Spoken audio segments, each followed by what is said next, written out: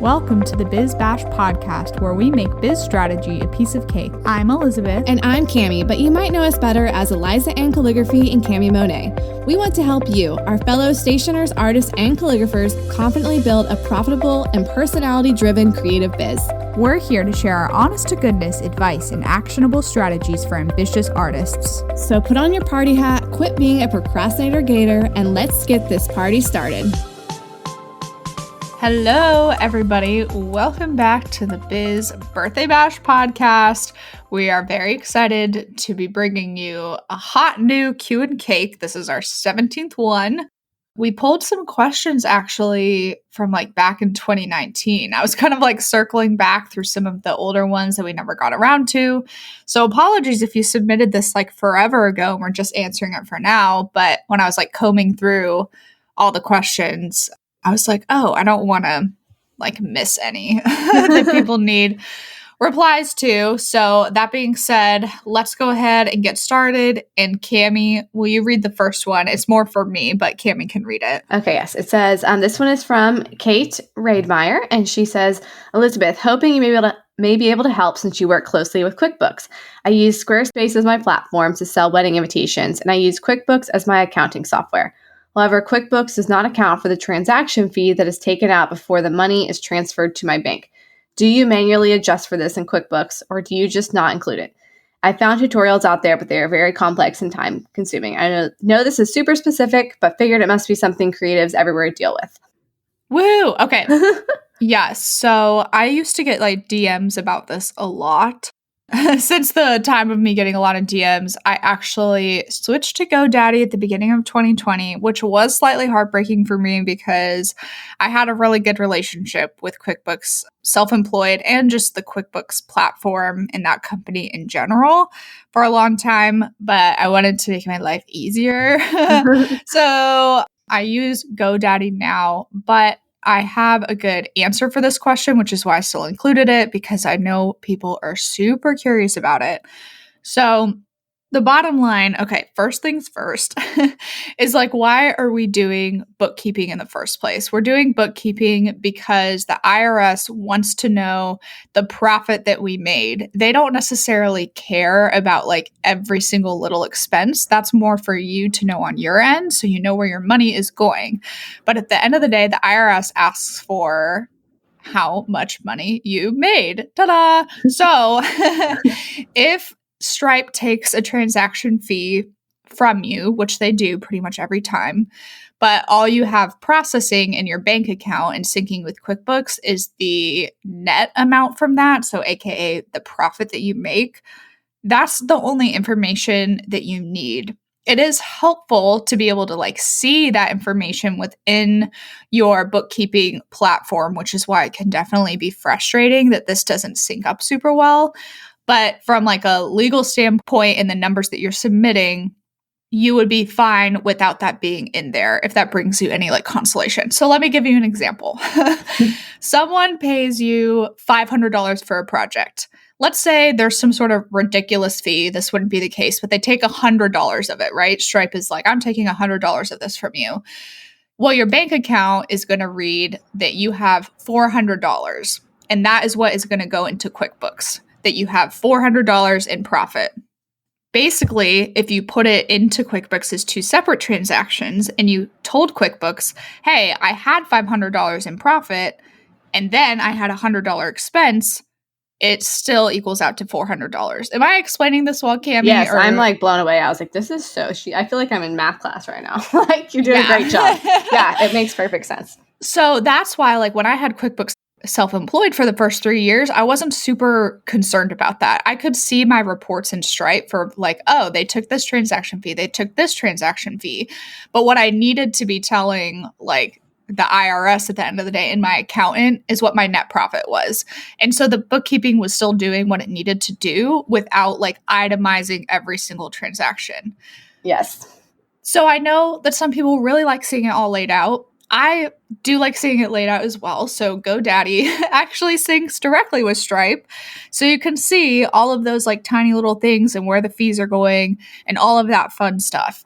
So Oh, it makes me so sad because I'm still an ambassador for QuickBooks because I still love them. They worked great. QuickBooks Self-Employed worked great for me for 3.5 years, whatever it was. But if you want to give GoDaddy a try, like I recommend just signing up for it and syncing your bank accounts. It takes like 10 minutes. And if you like how it works, then like maybe you end up making the switch. Like you have nothing to lose by trying it out if those are the numbers you want to see. Yeah, And I mean, for sure. don't deal with those like super like complex, time consuming like tutorials. We have to go around all these like weird ways to like get that to work. Like, don't deal with it. Either use QuickBooks Self-Employed and understand like, okay, I know that what I'm seeing here is like my net profit without the, without the first the profit and then the expense. You have to be okay with that, or be like, no, I really want to see that and make the switch. Like, don't waffle, if that makes sense. Don't waffle. Don't waffle. Yeah, I mean, we both really love GoDaddy bookkeeping. It really does show every single like cent where it kind of goes, like in terms of categorizing things for you. I particularly like it for Etsy because it says it'll show you like this is the Etsy listing fee, this is the marketing fee, and it like breaks it down like 20 cents here, 38 cents here, and it's like 7 categories for Etsy. But I like seeing that too, but it does get a bit overwhelming sometimes. Sometimes I do just want it to be like one Etsy thing. You know what I mean? Yeah, it definitely took me a hot second to like readjust to that when I switched over to GoDaddy. But then once you figure out, you're like, okay, I have my income tab, I have my expense tab, and like my non-business expenses and those things. Once you like figure out where everything is, you're like, okay, I can get a hang of this.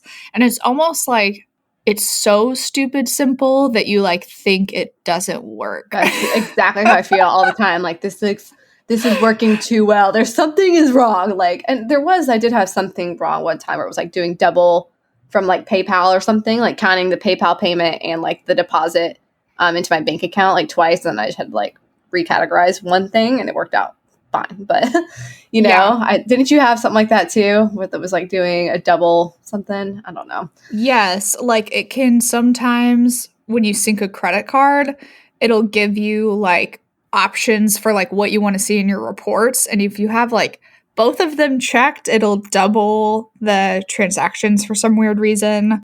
But that's like a relatively easy fix with like a click of a button. It's like, yeah, it's super easy to fix. You literally just uncheck it. yeah, it was like in BBB, we also had the same thing happening where it was like recording your credit card because we have like 2 BBB credit cards. Like Cami has one number, I have one number. And it was like somehow recording like double of Cami's for some weird reason. I don't know how it happened. But once again, it was like a click of a button where you uncheck something. And then the only other weird thing was also, I think, like PayPal related at some point when we've made affiliate payouts before. I used PayPal to do like a mass payment because I was like, oh, this is so convenient. Well, when I did that, it like GoDaddy went on the fritz. It like didn't understand what I was doing. So it like doubled those transactions. So now I do the payouts one by one so that I can avoid that problem again. It's not that big of a pain. Yeah. But yeah, bookkeeping is always just, it is what it is. Yeah. It's a nuisance that you have to do it, but you have to find the right thing that works for you and the thing that makes sense to you. And if you want to see the transactions, then I would use GoDaddy. That's just my 2 cents. For sure. Okay. You nailed that question. You did such a great job. I'm very proud of you. Okay. Thank you. I guess you can read the next one. Okay, so Annie of Southbound Joy Stationery says, I love your podcast. Thanks for giving me the confidence to build and grow my business. My question is about painting. I'm new to it. Well, I just picked it up back after many, many years, and I'm pretty self-conscious about doing venue paintings for my invitation designs and putting my work out there. Any suggestions for me? Well, Annie, I need to know why you're self-conscious. Like, again, I always feel like I need more like context for these questions because since you kind of said you just picked it up after many years with painting, I feel like right now you just need confidence in knowing that you can do like the best job possible for your clients and that they're not going to be like, I don't like it. So for me, I think right now I would just practice, like honestly, practice, and worry about like practice on your own without necessarily for a client. So like maybe take a couple weeks and be like, I'm going to do 3 venue sketches or 3 venue paintings this week, just for like to feel gain that confidence on your own, because there is another level of stress that comes when you are doing it for a client, and especially when it is for their invitations. So to actually, get some experience under your belt without having that added stress, I would just go ahead and start practicing. And if that's not the case and you are feeling super confident with it already, but you're just like, I don't know, like you just feel that like, I don't know, lack of push, I'm going to go ahead and give you that push to just do it. Just do it and put it out there, because most of the time people are going to already love what you're doing. Again, you're not going to please everyone with what you do, but you'll always have someone who loves your work, and you're still, doing something really cool, a venue sketch for them that they would never be able to do on their own. So just do it and put it out there. Like nothing bad can happen, really. Yeah. And I'll say too, like I understand this because one of my clients wanted me to paint her 5 pit bulls for an envelope liner. And I was like, oh my gosh, I don't even really know where to like start with this. I don't know if it's going to look good. I don't know if she's going to like it. So I just kind of like went for it, and it like turned out great. And now I look at it and I'm like, I really, really like that. I just had to put it out there. And when she told me that she loved it, then it was amazing. Yeah. And I feel like too, sometimes, we get nervous about specific things like, venue paintings, for example, or pet portraits or whatever, because someone else is doing it and they have a certain style and you want to like do it like that style. But like, I will say to make sure it's your style and it's something that comes naturally for you, and not necessarily easy, because painting doesn't even come easy for me, but just like you're not looking at everyone else for like the style of venue that you think your client expects when they're coming to you for it. So they're going to expect you to have your own spin on it. So if you don't actually like painting and you prefer doing line drawings with like some watercolor wash on it or whatever, like do it that way, figure out what like really brings joy to you and doesn't make you panic that you're trying to basically put yourself in a box that you don't even like fit into at all. Yeah. Agreed. Wonderful advice. Okay, good. I hope that made sense. It's always very nebulous with things like this, Yes. Oh, yeah, totally. Okay, perfect. Hey there, fellow stationers. Are you creating custom invitations and still sending a lackluster contract that's hacked together with Google searches and generic templates? We've got you. We've created a custom stationery contract written for stationers by stationers, and it is lawyer reviewed and approved. #LegalRockstar. The custom stationery contract template covers every stationery snafu, protects you and your client's interests, and sets up an expectation of professionalism. We've combined our previous contracts as well as years of experience to bring you a contract that covers your booty and your biz. Become a put-together pro and breathe a sigh of relief knowing that you have a contract that is easy to understand and avoids confusing legal jargon. The custom stationery contract template is only $297, which is much less than what you can expect to pay anywhere else. And it's written by 2 gals who have seen it all. Spoiler alert, it's us. It's time to do things right. Go to bizbirthdaybash.com/contract to purchase and download your copy today. And as a special treat, use code PODCAST2020 to get $20 off. And that's podcast all caps 2020 to get $20 off. Woohoo! Let's see. Okay, this one is from Rebecca at Paint by Rebecca. She says, I would love to know about mastermind groups. What do you do in them? How do you find them? What results do you see from them? I hear people talk about their mastermind, but all I know is that it's a group of self-employed people that speak on a regular basis. So I love this question because I feel like you basically summarized what it is within your question.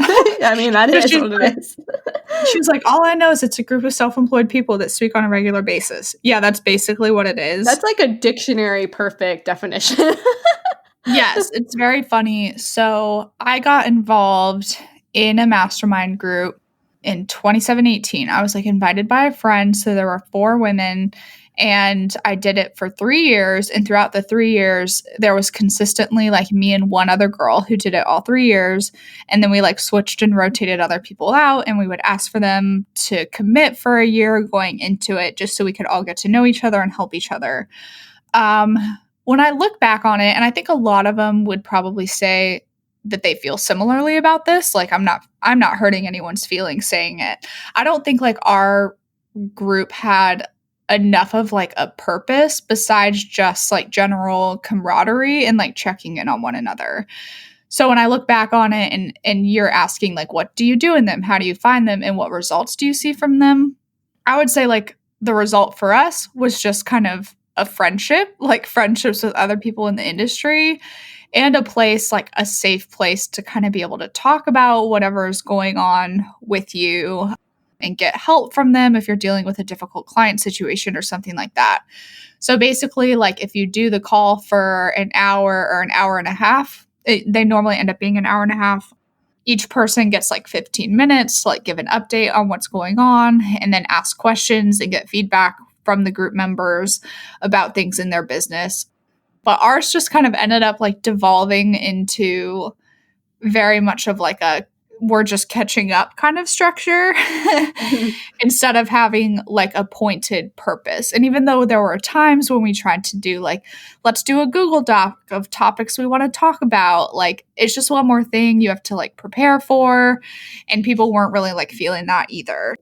So yeah, I did it, but I did it for 3 years though. You can honestly put one together yourself.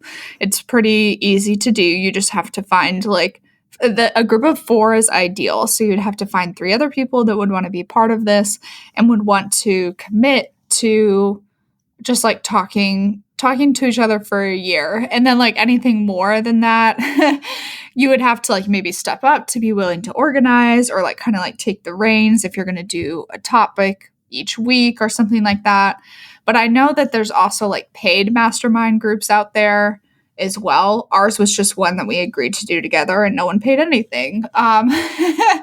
So I don't know if I would ever do a paid mastermind group. Like I've heard of people paying and then like dropping out of them anyways. So that's up to you. But that's a little bit of a general overview, which hopefully helps your understanding of them a little more. Yeah, there's like some super, super expensive paid ones that I like could never fathom paying that. Yeah.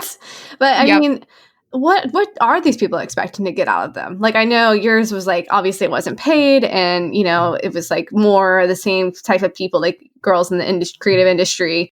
But these giant paid ones, like, are people just expecting to get like amazing, amazing ideas and feedback from others who are just like brilliant? Or I don't know, like masterminds along with business coaches, I'm just like, I don't know.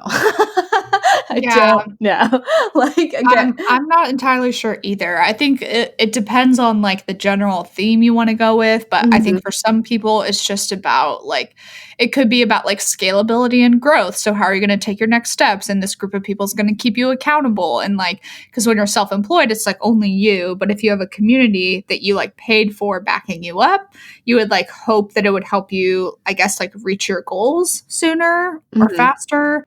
But yeah, I know. I guess I've never understood like the really big paid ones either, besides like paying to have access to someone like Amy Porterfield or Jenna Kutcher or like these really big names that offer things like this. I don't even know if Amy Porterfield does, but I think Jenna Kutcher offered. Yeah, I think she had. But there's like some that are even more expensive than like hers. I don't even know like who's in it, but I'm like, why would you not just like, if you really want to know from this one specific person, maybe just do like a one-on-one coaching thing? I don't know. I feel like if it's not so specific to me, like I'm not interested.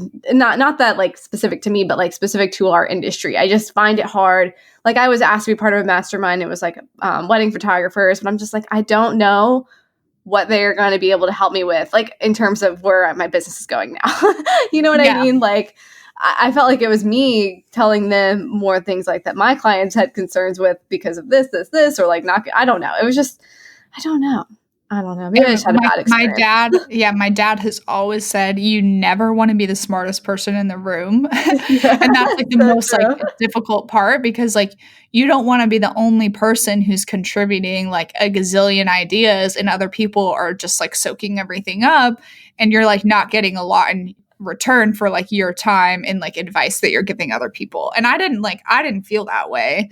But that's something to keep in mind when you're building a group of people. I think that's why people pay for them, is they want like access to someone that they think is like wicked smart. Gonna give them all of the answers. Yeah. And I mean, I think too, like with invitations, I'm just like, if you're a stationer, I'm always wary of these types of things that aren't like industry specific, because we are incredibly unique as like an industry because we are both a service and a product at the same time, like it's very weird. And so there's a lot of ins and outs that other industries don't really see. And so if you don't like know how anything works, it's hard to like give insight on like how to streamline a process so much, Yes. Yes, absolutely. 100%. Yeah. So like a mastermind with like 4 stationers or something, or 4 artists or something like in the same kind of realm, I think could be really, really cool. But Yeah. I'm not doing that. So I would agree. It would be more helpful because we did find that it was like we had 2 girls who were kind of like graphic designers and did a little bit of web stuff. There was me, a stationer, and then there was a photographer. At one point, there were like 2 stationers and 2 graphic designers. But I would say, yeah, it was definitely an interesting mix. And so I think we did it more for like the camaraderie. But then I think once we all realized like, oh, we're only doing this just to like talk to each other and catch up, like we all kind of realized that like defeated the purpose at the end of the day of like what a mastermind is supposed to be. Yeah. Especially when you're doing it like bi-weekly. Like that's definitely a big commitment, when you meet like 3 times a year or something like that. So I know. You know what type of mastermind I want? I've like kicked this idea around like so many times, but I literally want like a little group of like 5 people who have bought stuff from me. And then when I have new product ideas, be like, what do you think of this? Like 5 customers who are like basically like product testers for me, like I'm like, should I put this together? I know like the people I would invite to do this. Like I really think about this all the time, but we'll see. And then also just a little note too, Rebecca, in terms of like how to find them. I think our Facebook group for the A to Z directory would be really cool to just be like, hey, I want to start a mastermind. I'm looking for 4 ladies who are kind of lay out your goals of what you want from it. And maybe that would be, a really cool place to start. And you're already niched down. Mm-hmm. Yep. And then I would just like Google like mastermind discussion topics just to get an idea of like if you want to do a theme each week, like let's talk about marketing one week, let's talk about proposals the next week, let's talk about websites the next week. Like if I were to do it again, I would have like the entire year planned out in advance of like exactly. You absolutely would. You would have an itinerary for each meeting. Yes, I would. I know for a fact. Yes. Anyways, I think that kind of answers that about the masterminds. Yeah, for sure. Okay. All right, so I will read you the next one. Okay. It's from Paige at Paige_by_design. And she says, hey guys, I've been full-time with my stationery business for about a year. Prior to that, I've been doing invites as a side gig for a couple years. I've always given option to drop off a local package, partly because I feel bad for making someone come to me. LOL, that is like all of us. But sometimes it just takes up so much of my day when I could be doing other things. I know I shouldn't offer delivery for free, quote unquote. Would you charge a delivery fee? If so, how much is reasonable? Or should I stick strictly to the local pickup option? And if they don't want to pick it up, I will ship it to them. Hope to hear my question on the podcast. Woo! Okay. Yeah, obviously you should not be doing delivery for free because even if it's just like 2 miles away, we all know how traffic goes and everything, all that jazz. So your time is valuable. So what I would do, I don't think I've ever actually had a situation with this. Actually, I did do one drop off locally and I did charge for it. I would give your client the option, be like, hey, you can do local pickup. It's free between the hours of 2 and 4 at my office or whatever. Or there's a delivery fee of $75 or whatever your delivery fee might be. And 3, I can ship it and it will be this much, and give them the option to choose. That way you're not just telling them. But if you decide like, oh, I don't want to do local pickup, it's either a delivery fee or shipping, like you get to pick what options you present to them, but just present them as some sort of options is what I would do. Mm-hmm. Yeah, absolutely. I know that I did for like wedding drop off when I had signage and stuff. That was like a $75 delivery fee for me to come the other day. Yeah, that's what I did too. Mm-hmm. And then if they picked it up from my house, it was free. So I had some people do that too. Yeah, exactly. Like just let them know. Yeah, or like the planner came and got it. Like it wasn't a big deal. Yeah, totally. And I think you want to err on the side of like them taking your time will be more expensive than shipping it. Yeah. That's just me. Mm-hmm. So encourage them to either pick it up or that you ship it to them, and then like the last resort for them is to like have you bring it to them.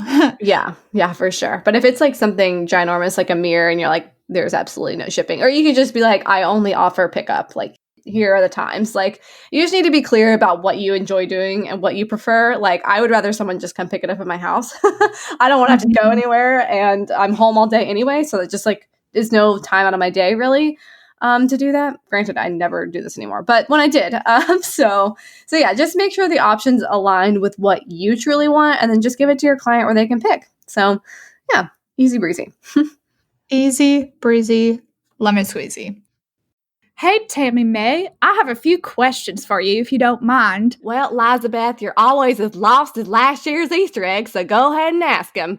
Thank you so much. All right, let me look here. I wrote them down. What printer do you use in your home office?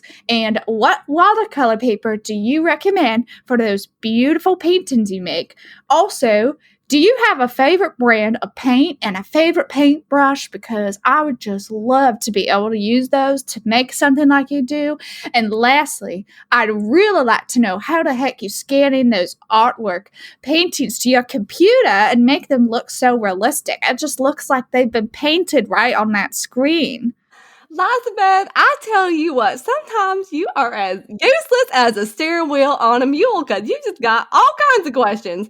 But you know what? Where you can find all of them answers, you just got to go to bizbirthdaybash.com/favorites. You know, Cami and Elisabeth, them real cute girls who talk about paper all the time, and they're just the cutest things I ever seen. Well, they put together an Amazon resource list so you can just shop it whenever you want. It's shoppable. You just click the links. It takes you right to the products they use. And who doesn't love Amazon with that 2-day shipping? It gets there lickety split. Oh my gosh, those two girls are just heavenly angels sent from the Lord themselves. I can't believe they would go out of their way to do something so nice for us. So, where is this again? Do I have to use the intranet to find this? You got to get on the line. Okay, so you just got to get on the line and you just go to bizbirthdaybash.com/favorites. Once you go to that page, you're going to be grinning like a possum eating a sweet tater because it's got all the good stuff. We got printers, scanners, their label printer they use for shipping, Cami's favorite watercolor brushes, Elisabeth's favorite calligraphy paper. I mean, it is all right there. And let me tell you, that just deals my pickle. You know what I'm saying? I can't believe this. All right, I gotta get a pen real quick. Can you tell me one more time what that link is so I can write it down right here? My word. Elizabeth, Please, tell me. I'm going to tell you right now. I have been one more time. I will tell you if you just hush up, okay? All right. So you know I'm busier than a cat covering up crap on a marble floor. So just hold on. I'm getting right to it. Here is the link, y'all, okay? Write this down. bizbirthdaybash.com/favorites. Go shop all of Cami and Elisabeth's favorite supplies and office resources. You can do it. bizbirthdaybash.com/favorites. I'm so excited. I'm about to dial up right now. Y'all come back now, you hear? Okay. Last one. Hi, girls. Do you guys have any in-house printers or do you source out all printing to a third party? With wedding invites, it's a no-brainer. Obviously, use a third party, but I was wondering specifically about art prints. I'm not sure how many I should be keeping in stock. And this was from Susan at Susan Brand. Well, Susan, we have the perfect answer for you. So Cami and I outsource pretty much everything. We don't try to do art prints in-house or anything like that. So if you're trying to find where to go, or anyone listening, because maybe Susan is already part of the A to Z directory, but for anyone listening and you're like, I have no idea where to go to get anything printed, you guys, you have to come join our A to Z directory membership. You pay one fee for the year, and then you can choose to renew or not renew. And there's also a private Facebook group. And if you can't find what you need within the directory itself, you can just ask a question in Facebook group to get like all the best options on different products and printers and all the good things. Yeah, it's basically a mastermind. I mean, It kind of. kind of is, It just with, really like, a actually much bigger group of kind of people. is, because we do, like, people ask questions about brainstorming things and business situations and products. Like, it is kind of like a mastermind. And obviously, the directory is massive. Like, we have over 300 vendors in there, and I am updating stuff all the time. In fact, I have some new ones I need to add today. So it's constantly being revised. And anytime we find someone new that we love, we add it in there. And that is literally what I use. Like, even if I'm just searching for, let's say, I want to do notepads, like, when I'm researching it, I always find like the best ones, and then I'll add in the list to the directory too of ones that I've gotten samples from that I know I love. And that way later on, I don't have to remember which ones I looked up either. So it's like super nice for us as well. Yay. It really is like the best, honestly. So that is where we get our art prints. And then in terms of like how many you should keep in stock, that is going to absolutely depend on your order volume and what that looks like, and like your turnaround times that you're presenting to your customers or stockists if you do wholesale. I like to I was ordering 10 at a time, and now I'm ordering 50 to 75 at a time. So I've kind of like stepped up and grown, like as my business has grown, ordering more because I cannot stand when I run out of stuff. But I think starting with like 10 in stock is always good, because you just never know when you're going to get an order and, need to ship it quickly or things like that. I Yeah. hate running out of stuff. So I've been starting with, like, I order 20. Every time I have a new print, I just order 20 of it, because I'm like, okay, if yeah, it doesn't sell out, I'm not breaking the bank, but if it goes quickly, I'm also, like, not running out, like, yeah, immediately. exactly. So just start with one number, and then you can kind of like gauge from there what you need to be doing. I feel like I place like 3 print orders a week, and I need to like figure out how to consolidate that. So Yeah, that's why I've started going to like way higher amounts with prints and cards and all that yeah. jazz to stay stocked. But yeah. And then I also wanted to mention too, so even though we do have some in-house printers that we use for envelopes, we do not use them for art prints. But I know our friend Jessica of Simply Jessica Marie, she just got a new printer where she's doing all her art prints in-house, which is awesome. Props to her. I do not have the patience for that, but I'm pretty sure it was the Epson SureColor P800. So P. Sherman Wallaby Way. Yeah, the Epson SureColor P800, I think is what it was. I'm not 100% sure on that, but I am sure that the SureColor. No, I'm just kidding, you guys. Sorry, I was gonna go down this thing. I'm sure she did like some Instagram stories on it, so maybe it's in her like highlights or something. But yeah, Yes. so maybe look into that if you want to do them at home. Agreed.